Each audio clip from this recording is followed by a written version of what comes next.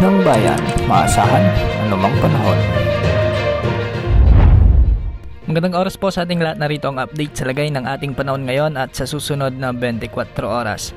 Sa ngayon nga ay patuloy nating minomonitor ang potensyal na si Bagyong Christine at ngayon nga ay nakaka-apekto na ang trough o extension nito sa ating bansa. Dahil nga sa trough o extension ng potensyal na si Bagyong Christine, asahan ang maulap na kalangitan na may mga kalat-kalat na pagulan at pagkidlat-pagkulog sa bahagi ng Zamboanga Peninsula, Bangsamoro Region, Sorsogon, Bicol Region, Northern Samar, sa may Palawan, Aurora at Quezon Province. Ang mga lugar na ito ay posibleng makaranas ng mga katamtaman at kung minsan ay malalakas na pagbuhos ng ulan, kaya hindi inaalis ang posibilidad ng mga biglang pagbaha o pagguho ng lupa. Samantala sa Metro Manila at nalalabing bahagi naman ng ating bansa, makakaranas naman na bahagyang maulap hanggang sa maulap na kalangitan na may mga kalat-kalat na pagulan at pagkidlat-pagkulog.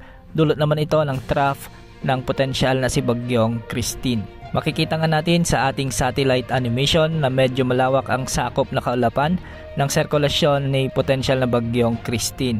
Ayon sa Pag-asa, ngayong gabi o bukas ng umaga papasok ito ng ating Philippine Area of Responsibility. Sa mga susunod na araw ay kikilos ito ng pakanluran o kanluran, hilagang kanluran at hindi rin inaalis ang posibilidad na ito ay tumama sa may Northern Luzon o kundi kaya naman sa may Central Luzon. Ayon sa ilang numerical models, kikilos ito ng hilagang kanluran at dadaplis lamang sa may extreme Northern Luzon. Dahil nga dito, hindi patiyak kung saan matatama ang potensyal na si Bagyong Christine. Ayon naman sa inilabas na forecast track ng Japan Meteorological Agency, posible itong lumapit sa may Northern Luzon at posibleng tumbukin o maglandfall ito sa may northern part ng Northern Luzon. At dahil nga sa malawak na kaulapang sakop ng sirkulasyon nito, asahan na magsisimula bukas ay mas maraming lugar na ang makakaranas ng maulap na kalangitan na may mga kalat-kalat na pagulan at pagkidlat, pagkulog.